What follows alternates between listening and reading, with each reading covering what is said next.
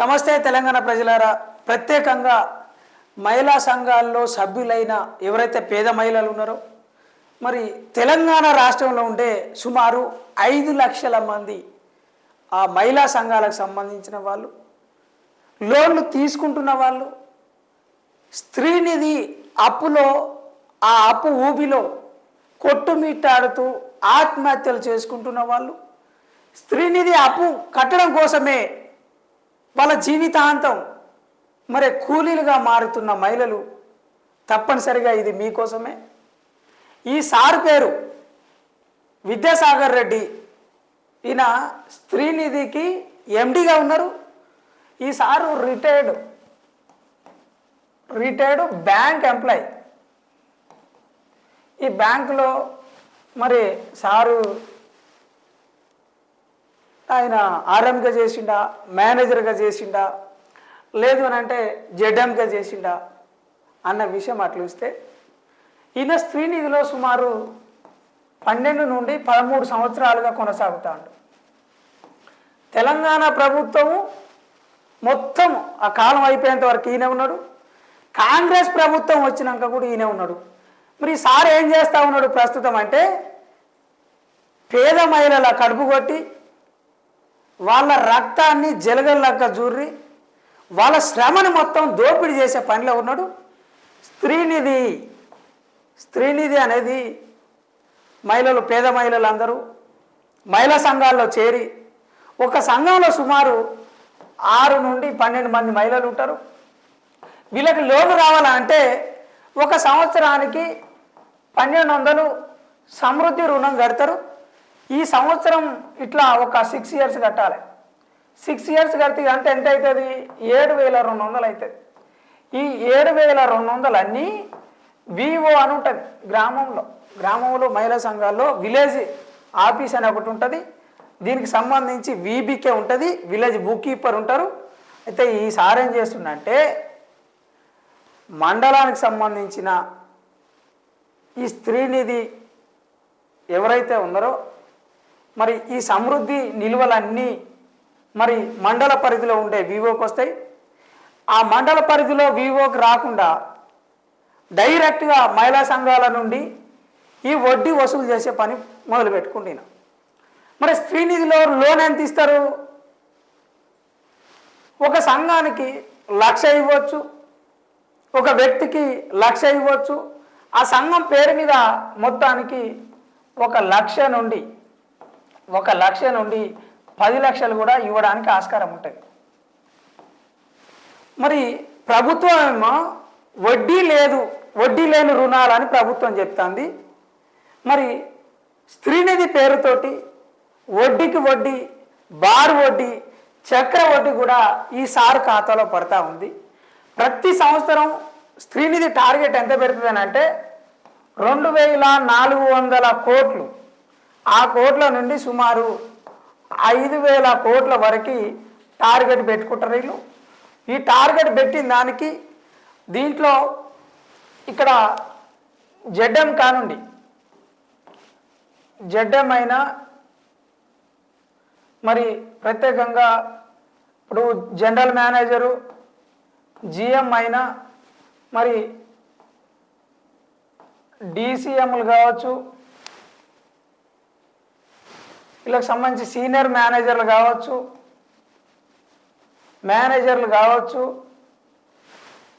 ఇట్లా ఆర్డర్ ఉంటుంది. దీంట్లో అసిస్టెంట్ మేనేజర్ కావచ్చు, వీళ్ళందరూ డబ్బులు మహిళా సంఘాల నుండి వసూలు చేస్తారు. ఇచ్చిన రుణాన్ని తిరిగి మళ్ళీ వసూలు చేయాలి. ఈ వసూలు చేసే దగ్గర ప్రతి సంవత్సరం 200 నుండి 500 కోట్ల మేరకి స్కామ్ జరుగుతూ ఉంది భారీ ఎత్తున. మరి వీటి మీద విచారణ చేయమని చెప్పేసి రీసెంట్గా ఒక కమిటీ వేసి 4 సభ్యులను పెట్టి, మరి విచారణ విద్యాసాగర్ రెడ్డి మీద ఎందుకు చేయడం లేదు? విచారణ విద్యాసాగర్ రెడ్డి మీద చేయబడే కారణాలు, ఒకవేళ చేయకుండా ఉండడానికి ఈయన ఏమైనా లాబింగ్ చేస్తున్నా అంటే, ఈయన రెడ్డి సామాజిక వర్గం, డైరెక్ట్ రేవంత్ రెడ్డికి సంబంధించిన బంధువే, వాళ్ళకు సంబంధించిన వ్యక్తే ఉన్నారు. ఇప్పుడు రేవంత్ రెడ్డి మరి విద్యాసాగర్ రెడ్డికి ఎందుకు సపోర్ట్ చేస్తూ ఉన్నారు? మరి సదరు మహిళల యొక్క అభివృద్ధికి మహిళా మంత్రిత్వ శాఖకు సంబంధించి మరి మహిళా ప్రగతికి సంబంధించిన విషయంలో మంత్రి సీతక్క గారే మంత్రిగా ఉన్నారు. సీతక్క మరి ఎందుకని ఈయన మీద చర్యలు తీసుకోవడం లేదు? స్త్రీనిధి పేద మహిళల పెన్నిధి అని చెప్పేసి మనకు వీళ్ళ ట్యాగ్ లైన్ ఉంటుంది. పేద మహిళల పెన్నిదాట. పేద మహిళల పెన్నిదని పేరు పెట్టుకొని ఈ సార్ చేస్తున్న ఆఘాయిత్యాలు అవినీతి కుంభకోణం ఏంటంటే జడ్ఎంలైనా ఆర్ఎంలైనా మరి సీనియర్ మేనేజర్లైనా రెడ్డి సామాజిక వర్గానికి సంబంధించిన వాళ్ళనే పెడతాడు. ఇంకా ప్రత్యేకంగా ఈసారి చేస్తున్న కుట్రలలో కుట్ర బ్యాంకు రిటైర్డ్ ఉద్యోగులను ఎక్కువ తీసుకుంటాడు. బ్యాంకు రిటైర్డ్ ఉద్యోగులని తీసుకుంటాడు. అంటే జనరల్గా వాళ్ళు రీజనల్ మేనేజర్గా, జోనల్ మేనేజర్గా, మరి అసిస్టెంట్ మేనేజర్లుగా మధ్యలో ఒకవేళ రిటైర్మెంట్ అయిన వాళ్ళు కూడా వీళ్ళని తీసుకొని వాళ్ళు ఎట్లాగో ఖాళీగా ఉంటారు కనుక వాళ్ళకి పెన్షన్ ఇంతకుముందుకే 60,000 70,000 దాకా పోతుంది. అది రాగా ఈయన మళ్ళీ కొత్తగా తీసుకొని వాళ్ళకి 70,000 80,000 90,000 వరకు ఈయన జీతాలు ఇస్తూ చేస్తూ ఉన్నాడు. తెలంగాణ నిరుద్యోగుల నోట్లో మట్టి కొడతా ఉన్నాడు. మరి ప్రభుత్వం కళ్ళు కప్పి వేల కోట్లు దోపిడీ చేస్తూ ఉన్నాడు. అయినా కానీ ప్రభుత్వము ఈయననే ఇంకా కొనసాగించాలనే ఉద్దేశంతో ఇంకా ఉన్నది. మరి ఈయన బర్త్డే సర్టిఫికెట్స్ కూడా ఫేక్ చేసి ఈయనకు సుమారు 65 దాటే ఉంటాయి. అయినప్పటికీ కేవలం నాకు 62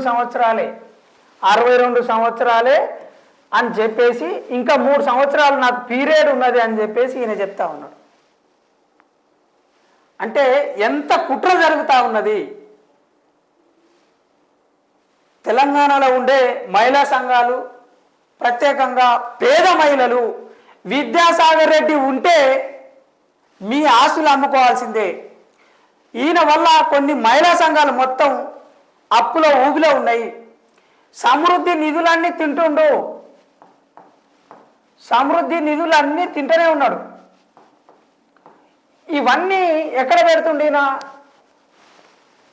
స్త్రీనిధికి ఒక బ్యాంకు తీసుకొస్తా, స్త్రీనిధి పేరుతోటి మరి చాలామంది జీవితాలు మారుస్తా అని చెప్పి ఈయన ఒక సైడు గొర్రెలు ఇస్తూ ఉంటారు, బర్రెలు ఇస్తూ ఉంటారు, పిండి గిర్నీలు ఇస్తూ ఉంటారు, మరి పట్టుపురుగు పెంపకాలకు సంబంధించినవి, మరి చిన్న చిన్న కిరాణా కొట్లకు సంబంధించినవి, కుట్టు మిషన్లకు సంబంధించినవి. ఈ అన్ని అంశాలలో NIRD ఇది నేషనల్ ఇంటిగ్రేటెడ్ రూరల్ డెవలప్మెంట్ అని ఉంటుంది. ఇది ఏం చేస్తుంది అంటే ఈ సంస్థ హైదరాబాద్లో రాజేందర్ నగర్లో ఉంటుంది.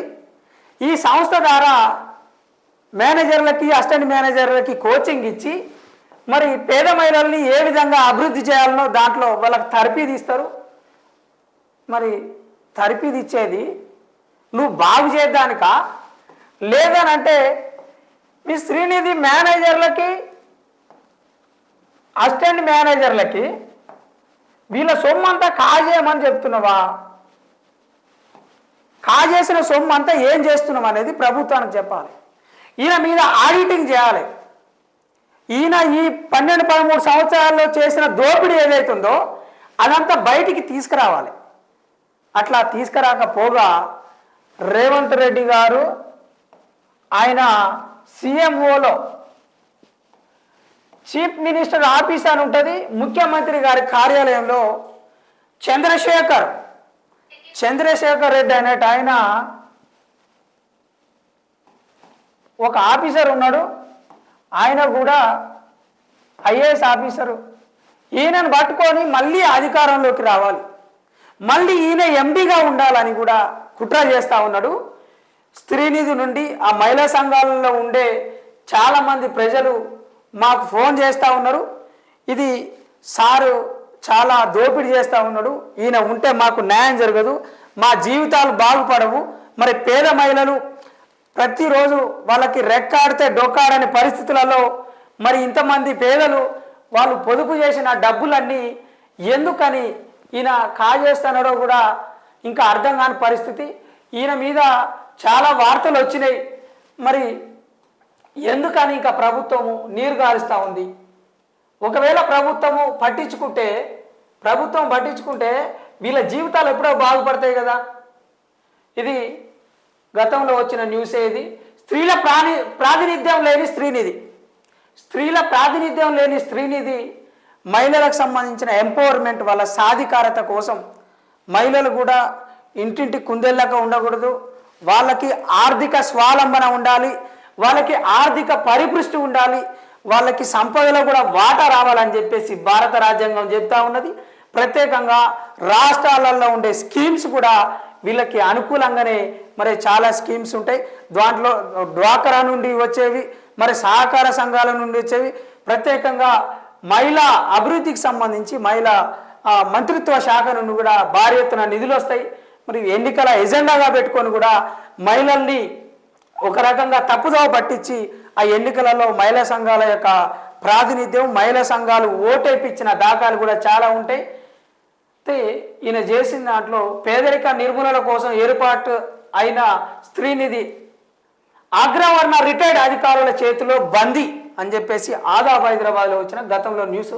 రిటైర్డ్ అధికారి విద్యాసాగర్ రెడ్డి లాబింగ్ను కాపాడుతున్న కాంగ్రెస్ ప్రభుత్వం, రిజర్వ్ బ్యాంకు నిధులకు విరుద్ధంగా 12 ఏళ్లుగా విద్యాసాగర్ రెడ్డి కొనసాగింపు, రిటైర్డ్ అధికారులకి రీహాబిలిటేషన్ సెంటర్గా మారిన స్త్రీనిధి, మంత్రి సీతక్క మౌనం స్త్రీనిధికి పెను ప్రమాదం, స్త్రీల ప్రాతినిధ్యం లేని తెలంగాణ స్త్రీనిధిపై ఆదాబ్ ప్రత్యేక కథనం.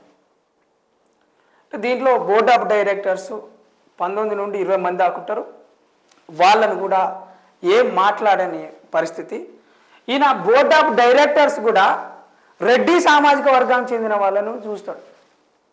జడ్ఎంగా ఉన్నవాళ్ళు, మరి జిఎంగా ఉన్నవాళ్ళు, మరి సీనియర్ మేనేజర్స్గా ఉన్నవాళ్ళు ఈయన సామాజిక వర్గానికి సంబంధించిన వాళ్ళనే ఉండేటట్టు చూస్తాడు.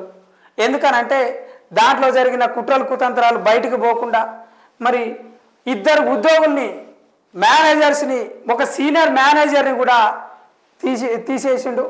సుమారు 350కి పైగా స్త్రీనిధి నుండి ఉద్యోగులు బయటకు పోయిర్రు. దీంట్లో మరి ఇట్లా రాజీనామా చేసిన పర్సంటేజీ స్త్రీనిధిలోనే ఎక్కువ ఉన్నది. ఈ రాష్ట్రంలో సుమారు 65% దాకా స్త్రీనిధి ఉద్యోగులు వాళ్ళ జాబ్లకి రిజైన్ చేసిర్రు. అంటే 100 మంది ఉంటే 100 మంది స్టాఫ్లో సుమారుగా 65 మంది దాకా వీళ్ళు రిజైన్ చేసిన పరిస్థితి. ఎందుకు అని అంటే ఈయన ఆగడాలు తట్టుకోలేక, విద్యాసాగర్ రెడ్డి చేస్తున్న కుట్రలు కుతంత్రాలు తట్టుకోలేక వాళ్ళు రిజైన్ చేసిర్రు.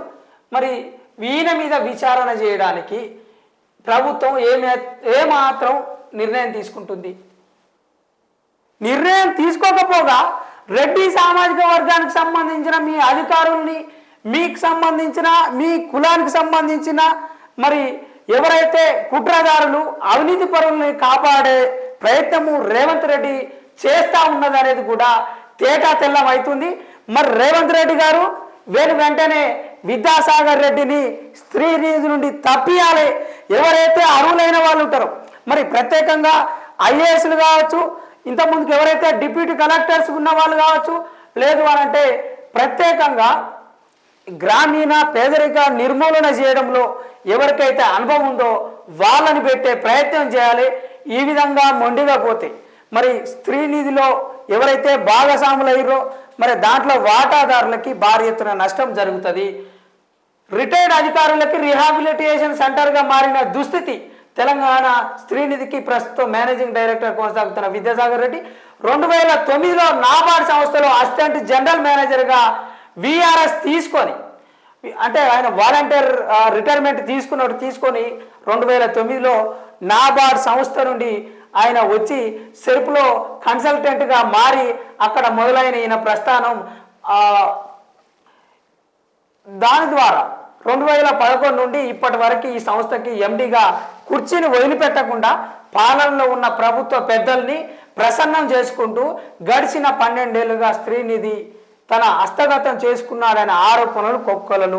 సహకార చట్టం 1964 రిజర్వ్ బ్యాంకు నిబంధనలకు విరుద్ధంగా విద్యాసాగర్ రెడ్డి అయితే సహకార సంఘాలకు సంబంధించిన దాంట్లో క్రెడిట్ కోఆపరేటివ్ దాంట్లో ఆ సంఘానికి సంబంధించిన దాంట్లో కూడా భారత రాజ్యాంగమే ఈ క్రెడిట్ కోఆపరేటివ్ సొసైటీస్ని సెల్ఫ్ హెల్ప్ గ్రూప్స్ని కూడా రాజ్యాంగబద్ధమైన సంస్థలుగా గుర్తించినవి. భారత రాజ్యాంగంలో మరి ఆర్టికల్ 43B ప్రకారం కూడా ఇవి చట్టబద్ధం చేసి ఉన్నవి. మరి 243 ZH నుండి ZT వరకు కూడా మరి భారత రాజ్యాంగంలో పేర్కొనబడి ఉన్నాయి. మరి 2011లో చట్టం చేస్తే దాన్ని 2013లో మరి ఒక రకం కార్యాచరణ చేస్తే 2014 జూన్ 2 నాడు మరి ఈ యొక్క చట్టాన్ని ఉమ్మడి రాష్ట్రంలో మరి నుండి వేరు చేసి తెలంగాణకి తీసుకురావడం జరిగింది. మరి దీంట్లో భాగంగానే మరి శ్రీనిధిని హస్తగతం చేయడానికి విద్యాసాగర్ రెడ్డికి కట్టబెట్టడానికి గల కుట్రలు మరి మాజీ మంత్రి ఎర్రబెల్లి దయాకర్ రావు గారు చేసిర్రు అనే ఆరోపణ కూడా ఉంది. ఎర్రబెల్లి దయాకర్ రావు గారు మరి ఆయన నియోజకవర్గంలో ఎక్కడైతే పాలకుర్తి ఉన్నదో పాలకుర్తి కేంద్రంగా కుట్టు మిషన్లు ఫ్రీగా ఒక 5 మండలాలకి పంచిండు. మరి దాంట్లో క్విడ్ ప్రో కో నీకు ఇది ఇస్తా నాకు అది అని చెప్పేసి మరి ఆయనతోటి ఒప్పందం చేసుకొని గత 10 సంవత్సరాలు బీఆర్ఎస్ ప్రభుత్వంలో కొనసాగింది అనేది కూడా ఈయన మీద బలంగా ఆరోపణలు ఉన్నాయి. మరి బహిరంగంగానే మరి టీవీ ఛానల్స్లో వచ్చిన వార్తాపత్రికలలో వచ్చినా కూడా కాంగ్రెస్ ప్రభుత్వము ఈ విద్యాసాగర్ రెడ్డిని ఎందుకు తీసుకొస్తా ఉన్నది?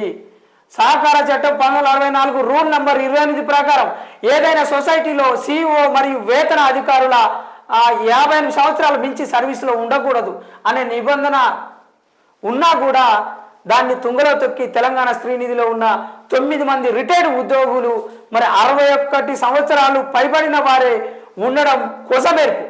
June 25, 2021 Reserve Bank of India విడుదల చేసిన కోఆపరేటివ్ బ్యాంకుల మేనేజింగ్ డైరెక్టర్లు CEOల నియామకానికి చెందిన నిబంధనలు పరిశీలిస్తే శ్రీనిధి విద్యాసాగర్ రెడ్డిని ఒక నిమిషం కూడా ఈ సంస్థకి ఎండిగా కొనసాగించడానికి వీలు లేదని చెప్పేసి కూడా మనం వార్తలు చూస్తా ఉన్నాం. అయినప్పటికీ వేల కోట్లు దోచుకుంటున్న ఈ దోపిడి దొంగలని రేవంత్ రెడ్డి ప్రభుత్వము చెక్కు పెడుతుందా లేదా?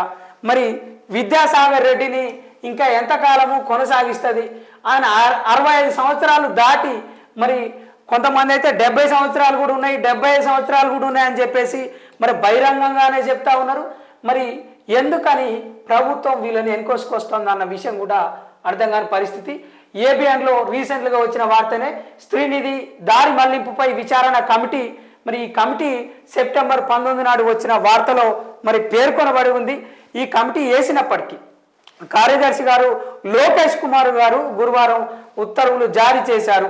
ఇందులో పంచాయతీరాజు గ్రామీణాభివృద్ధి శాఖ commissioner Anita Ramachandran, information technology electronics and communications AGM Pendiyala Srinivas, రాష్ట్ర ఆర్థిక శాఖ డిప్యూటీ కార్యదర్శి చంద్రకళ, కోఆపరేటివ్ సొసైటీ అదనపు రిజిస్ట్రార్ G శ్రీనివాసరావు సభ్యులుగా ఉన్నారు.